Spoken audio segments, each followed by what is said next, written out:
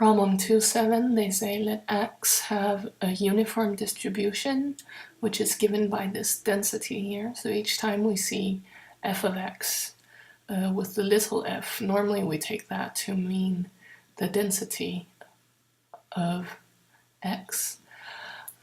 So what do we have here as the density function? We have that the density function is given by 1 over b for some positive b, so that's also an assumption we have. So for some positive b, the density is 1 over b on the interval 0 to b and 0 otherwise. So if I were to draw up our coordinate system here, so this is 0, 0.0, then we would have that the density f of x is 0 all the way up to 0, and then if we were to say this is b, then 1 over b is probably something like this.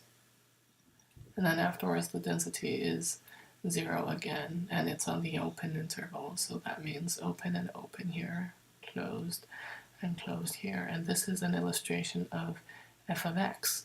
So for example, if b is equal to 1, then we would have the unit uniform distribution where this height of the density would be equal to 1 over b, which would then be 1.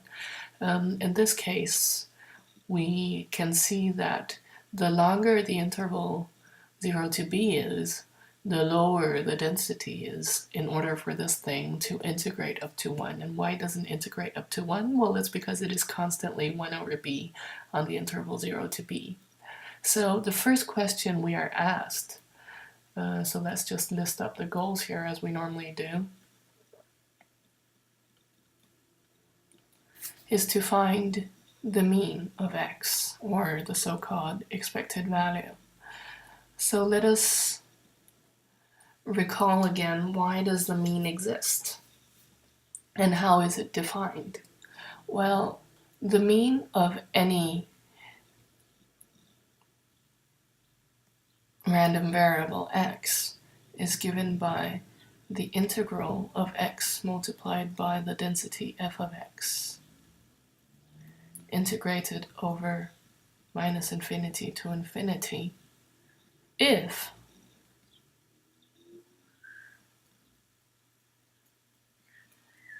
the expected value indeed exists. So if the absolute value of x multiplied by its density integrates to something finite.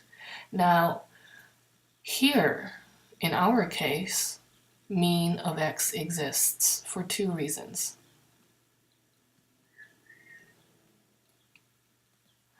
One, we know that x is bounded in the sense that x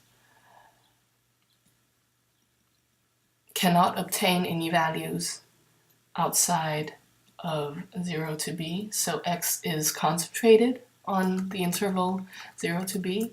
So since x is concentrated,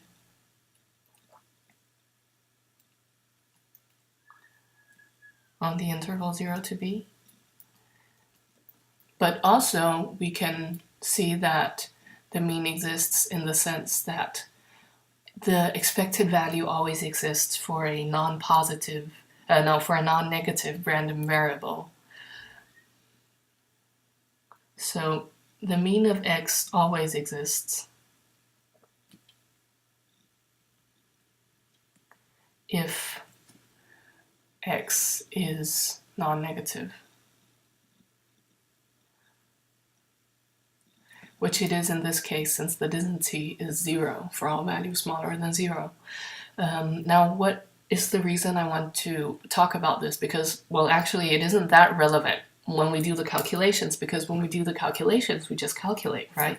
I just wanted to just review this for you guys so that you just have it like in the back of your head for future reference. Not because you actually have to do these arguments, but it's always good to have the rigorous foundation somewhere in there. So we will calculate the mean of x just based on this formula. And we will know that this exists since we will be taking the integral from 0 to b, since x only lives on the interval 0 to b. Okay, so that was the part with mean of x. And in b, we're asked to find the mean excess. So we are asked to find what is the expected value of x minus d given that x exceeds d. Also, we may try to phrase that as, well, so b, what is the mean of x minus d given that x is greater than d? We may phrase that as, well, what is the expected value of the excess given that x does exceeds d, where d is some value between 0 and b. Well, we can also see that it doesn't really make that much sense to think of this if d lies somewhere out here, right? Because then that mean of x would just be, well, x can impossibly be greater than d, so if x lies out here, so that's nonsensical. So we will have a d somewhere in here, and then we are asked what's the mean of how much can we expect x to be greater than this d, given that we know x is greater than this d. And this has applications in both life insurance and in non-life insurance. In life insurance, we think of this as the excess, mean excess lifetime. In non-life insurance, we think of this as the expected value of a claim, given that it is greater than a deductible. Well, how much do we expect that the insurance company will have to pay for? So what is the definition of this in the book? Well, for this you will look at page 18 on the bottom. We get the following formula. So the mean of x minus d, given that x is greater than d, given that the mean of x exists, and given that this is actually possible, is equal to the mean of x minus d restricted to x greater than d, and we will come back to the definition of this later, divided by the possibility of the event that we condition on, which is the possibility that x is greater than d. So this is the formula we will use for this part. And the last part in C, well, what are we asked to do in C? The goal in C is to find the hazard rate. Is it increasing or decreasing? So we are asked to find the hazard rate. And you might remember that that is denoted by lambda in the book. So what is the hazard rate lambda of x? And we may find the definition of this somewhere in chapter 2. I think it's, just have to find the page here.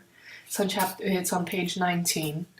On the bottom of page 19, we see one of the definitions of hazard rate, which is that, well, essentially the hazard rate is a kind of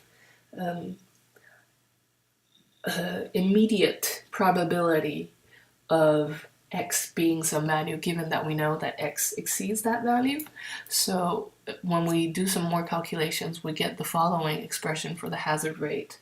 It is the density of x divided by the survival function of x, so f bar of x. And just recall that f bar of x, which we also call the survival function, it is equal to 1 minus the distribution function, and we will use this f bar notation a lot, so it's good to remember it.